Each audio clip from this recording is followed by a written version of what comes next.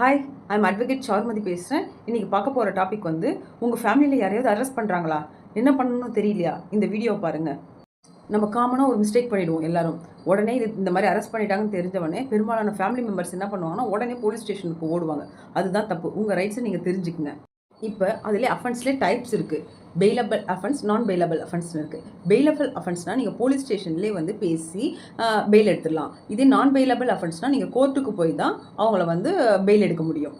Next வந்து antiseptic பெயில்னு ஒன்று இருக்குது. அது வந்து இப்போ வந்து நம்ம அரெஸ்ட் ஆக போகிறோம்னு தெரியும்ல, தெரியறதுக்கு முன்னாடியே வந்து நம்ம வந்து ஒரு பெயில் எடுக்கிறது பேர் தான் ஆன்டிசெப்டிக் பெயில். அது வந்து பிஎன்எஸ்எஸ்ல செக்ஷன் 482ல் இதை வந்து ஆன்டிசெப்டிக் பெயிலை பற்றி சொல்லியிருக்காங்க. இது வந்து நம்ம ஒரு தப்பு பண்ணிட்டோம், அந்த தப்பு வந்து நம்ம வந்து அதுக்கு முன்னாடியே இப்போ நம்ம ஜெயிலுக்கு போகிறதுக்கு முன்னாடியே நம்ம ஒரு எடுத்து வைக்கணும்னா, நம்ம கண்டிப்பாக இதில் அரெஸ்ட் ஆகும்னு தெரிஞ்சிருச்சுன்னா நம்ம ஒரு ஆன்டிசெப்டிக் பெயில் எடுத்து வச்சுக்கிறது நல்லது. அப்புறம் வந்து நம்ம கஸ்டடியில் இருக்கும்போது என்னென்ன, இப்போ போலீஸ் ஸ்டேஷனில் கஸ்டடியில் இருப்போம்ல, இப்போ வந்து கஸ்டடியில் இருக்கிறது வந்து 24 ஹவர்ஸ் தான் போலீஸ் ஸ்டேஷனில் இருக்கணும். அதுக்கப்புறம் ஆஃப்டர் 24 ஹவர்ஸ்க்கு அப்புறம் அவங்க வந்து மேஜிஸ்ட்ரேட் கிட்ட வந்து நம்மளை வந்து ப்ரொடியூஸ் பண்ணிடணும். அந்த மாதிரி நம்ம போலீஸ் ஸ்டேஷனில் நம்ம கஸ்டடியில் 24 ஹவர்ஸ்க்கு மேலே நம்ம இருந்தோம்னா அது ஆர்டிக்கல் 22 கிளாஸ் 2ல் வந்து அதை பற்றி நமக்கு சொல்லியிருக்காங்க. அது ப்ரீஃபாக நம்ம வந்து 24 ஹவர்ஸ் மட்டும் தான் நம்ம கஸ்டடியில் இருக்க முடியும். அதுக்கப்புறம் அவங்க வந்து ப்ரொடியூஸ் பண்ணிடணும் நம்மளை வந்து மேஜிஸ்ட்ரேட் கிட்ட.